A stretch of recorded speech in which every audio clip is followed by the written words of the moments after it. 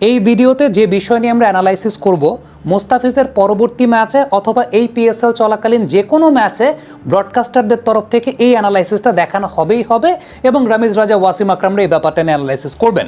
সেটা হচ্ছে মোস্তাফিজুর রহমান তার ব্যক্তিগত প্রথম ওভারেই খুব সারপ্রাইজিংলি, বলটা নতুন, পাওয়ার প্লে চলছে, ব্যক্তিগত প্রথম ওভারেই মোস্তাফিজ দুই ধরনের স্লোয়ার বল করেছেন। একটা তো তার ন্যাচারাল অফ কাটার যেটা আছে, আরেকটা হচ্ছে মোস্তাফিজের ফিজ স্পেশাল, যেটাকে আমরা বলি বাহাতি মুতাইয়া মুরলী ধরনের মতো রিস্টটাকে ব্যবহার করে তিনি কাটার করে থাকেন। সো মোস্তাফিজুর রহমান কেন ওয়ার্ল্ডের সকল ব্যাটারদের কাছে দুর্ভেদ্য, তার পেছনে অন্যতম বড় কারণের জায়গা হচ্ছে মোস্তাফিজ তিন ধরনের বল করেন। একটা হচ্ছে সিম আপ ডেলিভারি, একটা হচ্ছে অফ কাটার, আরেকটা হচ্ছে মোস্তাফিজ যেটা রোল অফ দ্য রিস্ট, যেটা বাহাতি মুতাইয়া মুরলী ধরনের মতো বোলিং করে থাকেন, যেটাকে বলা হয় ফিজ স্পেশাল। পুরো ব্যাপারটার অ্যানালাইসিসটা আগে শুরু করি, আফটার দ্যাট পরবর্তী বিষয়গুলো নিয়ে আলোচনা করতে চাই। সেটা হচ্ছে, আপনি খেয়াল করে দেখবেন যেই বলটা কুশাল পেরেরাকে তিনি হোয়াইট বল করেছেন, সেই বলটা ছিল তার ট্রেডিশনাল অফ কাটার। আর যেই বলটা লাবুশেনকে ব্যাক টু ব্যাক দুইটা বলে তিনি মোটামুটি নাস্তানাবুদ করে রেখেছিলেন, সেই দুইটা বল ছিল ফিজ স্পেশাল। এখন এই দুইটা বলের পার্থক্যটা কোন জায়গাটায়, আপনি একদম পর্দায় খুব ভালো মতো লক্ষ্য করেই দেখছেন যে দুইটা বলের পার্থক্যটা কোন জায়গায়।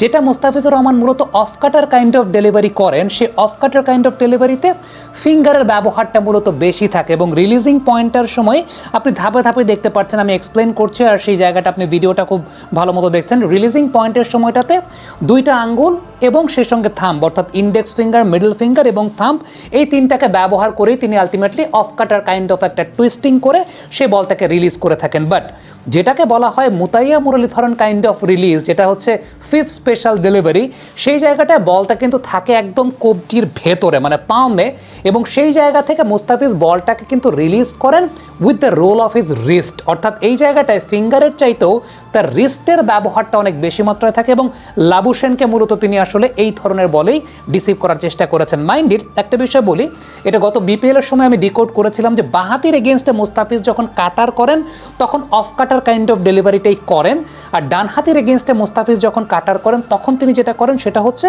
এই ফিফথ স্পেশাল ডেলিভারিটা। এখন ব্যাপার হচ্ছে, এই ডিকোডটা ধরেন আমরা করছি, বিপিএলের সময়ও দেখানো হয়েছিল, আতার আলী খান, মাজারুদ্দিন অমিরা কমেন্ট্রি করছিলেন, রমিজ রাজাও ছিলেন। বাট অ্যাজ আ ব্যাটার যখন একজন ব্যাটসম্যান ফেস করেন, তিনি সত্যিকারের অর্থে যত বড় ব্যাটসম্যানই থাকুক না কেন, তার মাথায় হয়তো বা প্রিপারেশন আছে। মোস্তাফিজ দুই ধরনের স্লোয়ার বল করে, বাট এই দুই ধরনের স্লোয়ার বলটা এত দ্রুত করেন মোস্তাফিজ, মানে চেঞ্জটা আসলে একদম লাস্টের রিলিজিং পয়েন্টে ওইটা ব্যাটিং এন্ড থেকে ব্যাটারের জন্য বুঝে ওঠাটা খুব ডিফিকাল্ট হয়ে যায়।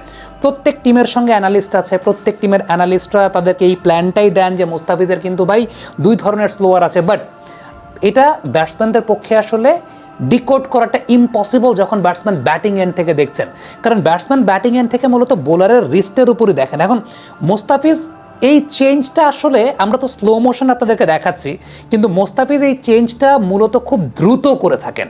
যখন তিনি সিম আপ ডেলিভারি করছেন তখনও একদম রিলিজ পয়েন্টের আগ পর্যন্ত কিন্তু প্রত্যেকটা জায়গায় সিমিলার থাকে, কিন্তু যখন রিলিজ করছেন মোস্তাফিজুর রহমান, বিশেষ করে অফ কাটার এবং ফিজ স্পেশাল, এই দুইটা বল রিলিজিং পয়েন্টের সময় গিয়ে ডিফিকাল্ট ফেজটা চলে আসে, যেটা ব্যাটসম্যানদের জন্য very much impossible to decode from that particular range যেখান থেকে তারা আসলে ব্যাটিং করছেন। সো মোস্তাফিজ এমন একজন বোলার যাকে আপনি আসলে সবসময় বিশ্বাস করতে পারবেন।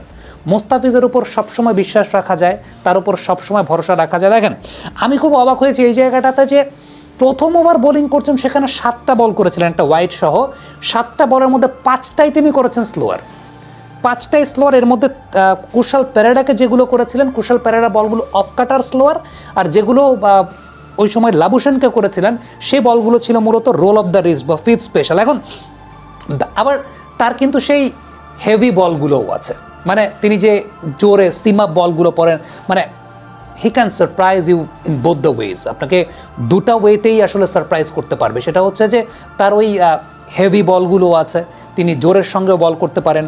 তার মোস্তাফিজুর রহমান আসলে টি-20 ক্রিকেটটাতে যেভাবে রাজত্ব করছেন, তার পেছনে অন্যতম বড় কারণটা হচ্ছে মোস্তাফিজের এই দুই ধরনের কাটারকে তিনি খুব ভালো মতো ব্যবহার করতে পারছেন। আরেকটা কাটারও মোস্তাফিজ করেন। আই ওয়াজ এক্সপেক্টিং যে মোস্তাফিজ যখন শুরুর দিকে বোলিং করতে এসেছেন, আই ওয়াজ এক্সপেক্টিং যে মোস্তাফিজ হয়তো বা সিম আপ ডেলিভারি করেই ডিভিয়েশনগুলো নেবেন, অফ দ্য পিচ যে ডিভিয়েশনগুলো নেয়। মোস্তাফিজ কিন্তু নতুন বলে সিম আপ বল করেও ডিভিয়েশনটা নিতে পারেন। So it's very much difficult for the batters to decode, মানে আপনি সবসময় আসলে অন দ্য গেস থাকবেন। ব্যাটার্স আর অলওয়েজ গেসিং যে এখন কোন বলটা আসবে। এটাই মোস্তাফিজুর রহমানের সবচাইতে মানে বড় ফ্যাসিনেটিং বিষয় from ours point of view, কিন্তু from batters point of view it's a nightmare. নাইটমেয়ারটা এই কারণেই, কারণ ব্যাটাররা সবসময় গেস করতে থাকে যে আসলে কোন বলটা আসবে। আর আজকের দিনটাতে আমার কাছে মনে হয় যে it was very much special because নতুন বলে বোলিং করছেন, 5 নম্বর ওভার বা 6 নম্বর ওভার তিনি বোলিং করছেন। এই সময় যে রোল অফ দ্য রিস্ট এই টাইপের সারফেসে, বিশেষ করে লাওয়ার কাইন্ড অফ সারফেসে এই টাইপের বল যে ধরবে, গ্রিপ করবে, এটা ডিফিকাল্ট ছিল আমাদের জন্য জাজ করাটা। বাট আমার কাছে মনে হয় যে মোস্তাফিজুর রহমান দেখেছেন যে অন দ্যাট সারফেস লাবুশেনের বল বেশ ভালো গ্রিপ করছিল, লেফট আর্ম অর্থোডক্স একজন স্পিনার ছিলেন, তার বল বেশ ভালো গ্রিপ করছিল।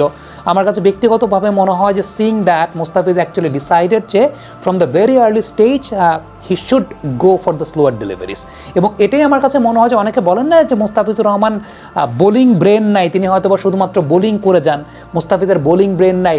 এটা মনে হয় তাদের জন্য একটা অনেক বড় শিক্ষার জায়গা যে Mustafizur Rahman last 1.5 years he has been very much mature. তিনি অনেক বেশি মাত্রায় ম্যাচিউর হয়েছেন।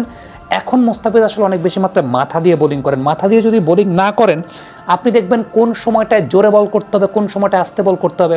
থিসারা পেরেরাকে একটা আস্তে করেছেন, but it was going down the leg side, wide হয়ে গিয়েছিল। পরের বলটা আবার জোরে করেছেন, শর্ট মিড উইকেট একটা ফিল্ডার আছে, ওইটাও কিন্তু একটা উইকেট টেকিং ডেলিভারি। যে বলটা জোরে করেছিলেন short pitch, Kusal Perera pull করেছিলেন। আমার কাছে মনে হয় যে the fielder was there at short mid wicket. আমার কাছে মনে হয় যে two grab the catch.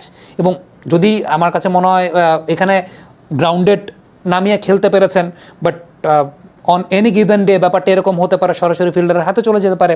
So টি-20 ক্রিকেটে মোস্তাফিজুর রহমান যেভাবে আসলে এখন ব্রেন ইউজ করে বোলিং করছেন, এবং আমার কাছে যেটা ইদানিংকালে অনেক বেশি মাত্রায় লাগছে for last couple of years, যে তার কিন্তু অস্ত্র ভাণ্ডারে অনেক কিছু যুক্ত হয়েছে, যেটা মোস্তাফিজকে সত্যিকারের অর্থে এখন অনেক বেশি মাত্রায় প্রমিনেন্ট করেছে। বিশেষ করে এই দুই ধরনের স্লোয়ার, একটা ফিল্ড স্পেশাল আর একটা হচ্ছে তার অফ কাটার, যেটা হয়তো বা অনেকে ডিকোড করতে পারেন নাই। যারা অনফিল্ড প্রথমবারের মতো আজকে দেখছেন তারা হয়তো আজকে প্রথমবারের মতো দেখবেন, বাট এটা কিন্তু আমরা আপনাদেরকে দেখিয়েছিলাম গত বিপিএল এর সময়টাতেই।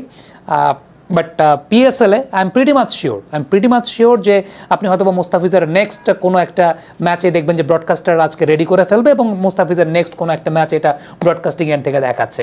সে অপেক্ষা থাকলাম। পরবর্তীতে সময় আপনাদের সঙ্গে আবার কথা হবে। কমেন্ট বক্সে আপনাদের